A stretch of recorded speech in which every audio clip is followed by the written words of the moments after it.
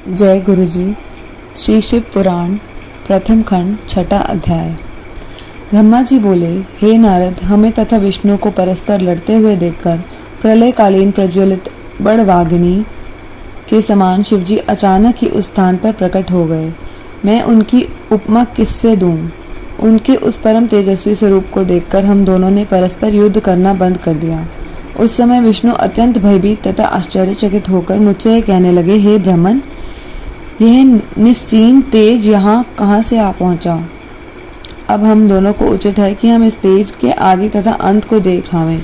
हम दोनों में से जो भी इसके आदि और अंत को देख लेगा, उसी को सबसे बड़ा और सबका स्वामी स्वीकार कर लिया जाएगा।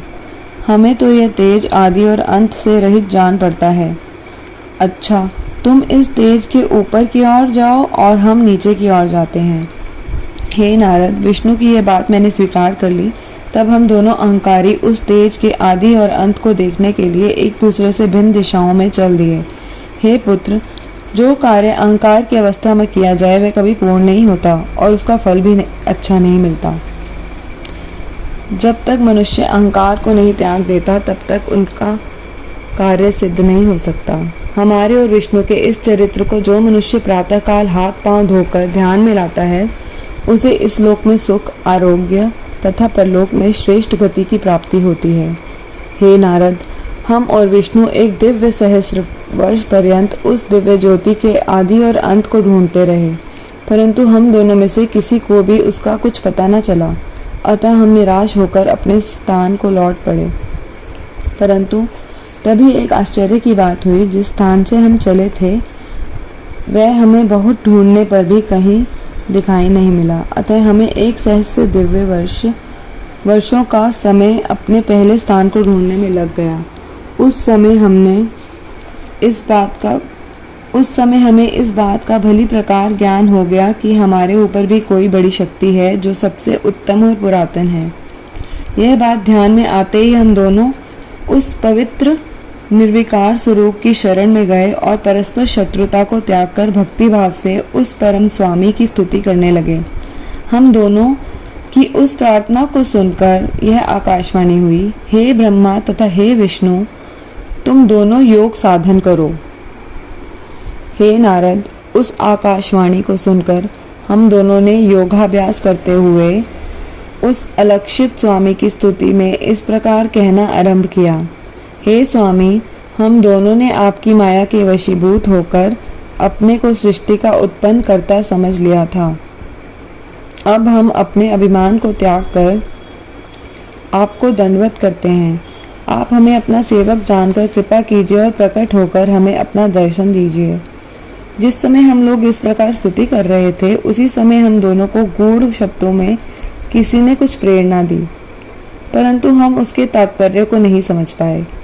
अब हमने दंडवत करते हुए पुनः यह प्रार्थना की कि हे प्रभु, हमारे सम्मुख साकार रूप में प्रकट होकर आप दर्शन दें, क्योंकि आपकी गूढ़ प्रेरणा को समझने में हम दोनों ही असमर्थ हैं। हमारे इस प्रकार कहते ही भगवान सदाशिव ने साक्षात प्रकट होकर हमें अपना वह स्वरूप दिखाया जिसके दर्शन पाकर संपूर्ण संसार मोहित हो जाता है। तदुपरांत प्रणव अर्थात ओमकार प्रकट हुआ। भगवान सदाशिव की माया जानने में असमर्थ होने के कारण हम उसे भी समझने में असमर्थ रहे।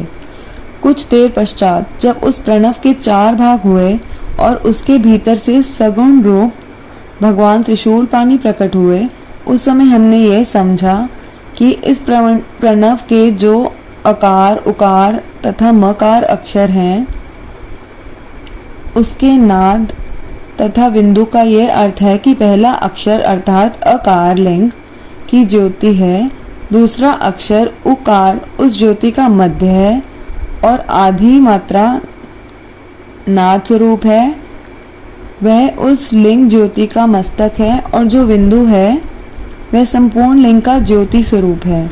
उसका वर्णन अन्य प्रकार से इस प्रकार किया जा सकता है कि अकार से ऋग्वेद, उकार से यजुर्वेद, मकार से सामवेद, नाद से अथर्ववेद तथा बिंदु से ब्रह्म विद्या का स्वरूप बना है। वह इस संपूर्ण सृष्टि से सर्वोत्तम है। उसी को वृषातन कहा जाता है। उसी प्रणव में तीनों लोकों की स्थिति है। वह कभी नष्ट नहीं होता। ब्रह्म से लेकर तृण पर्यंत सभी जीव तथा वस्तुएं उसमें स्थित रहती हैं। ढूंढने पर भी प्रणव के लिंग को प्राप्त नहीं किया जा सकता। चारों वेद तथा 18 पुराण भी उसके भीतर विद्यमान हैं। हे नारद, वेद भगवान सदाशिव को प्रणव रूप कहते हैं। वे शिवजी अपने दाहिने अंग आकार द्वारा सृष्टि की उत्पत्ति करते हैं एवं बाएं अंग उकार द्वारा उसका पालन करते हैं। प्रणव रूप शिव के हृदय में जो मकार है उससे प्रलय का प्रादुर्भाव होता है। वर्णमाला के संपूर्ण अक्षरों से भगवान सदाशिव का शरीर अलंकृत है। इन अक्षरों से अलंकृत श्री शिवजी का जो शरीर है उसका स्मरण करने से अत्यंत प्रसन्नता की प्राप्ति होती है। मैंने और विष्णु ने सदाशिव का जब यह प्रणव रूप देखा तो अत्यंत प्रसन्न होकर हाथ जोड़ उन्हें दंडवत की तथा हम दोनों ही उनकी बहुत प्रकार से स्तुति करने लगे। जय गुरु जी।